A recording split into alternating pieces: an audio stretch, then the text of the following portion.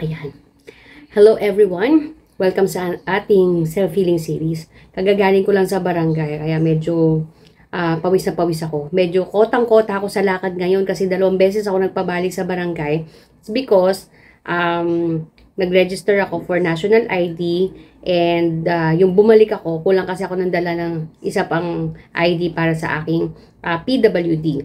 So, anyway, so pagdating ko, ito na nga, gumawa ako ng frozen or mixed berry shake. Alam ko na-discuss ko na to sa mga videos ko na ito yung aking iniinom. Kung interested kayo, ito yung nabibili ko sa SNR na frozen berries. Ayan. Maganda yan kasi no preservatives, no sugar. Tapos, yung size niya na ganyan, malaki na yan. It's around 1,200 pesos. Mga ganon. Pero, tumatagal na siya sa akin ng a month. Yan. Kaya, okay na okay ito. And, of course, alam naman natin, or kung hindi nyo pa alam, kaya patuloy kong iniinom ang mixed berry shake dahil ang dami nitong benefits na nabibigay.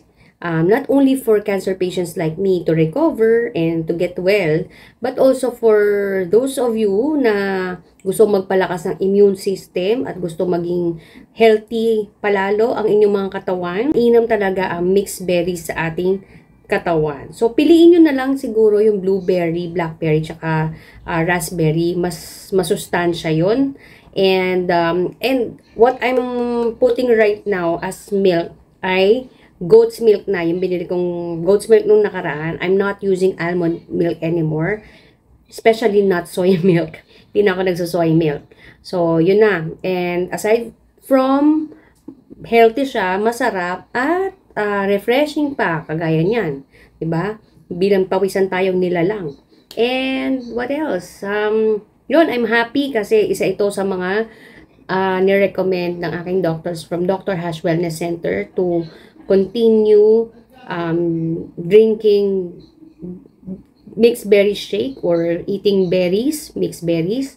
So, kayo din, kung gusto nyong mas maging malakas ang inyong katawan, gawa na kayo ng inyong mixed berry shake. Yun naman po for today's video. Until my next one. Bye!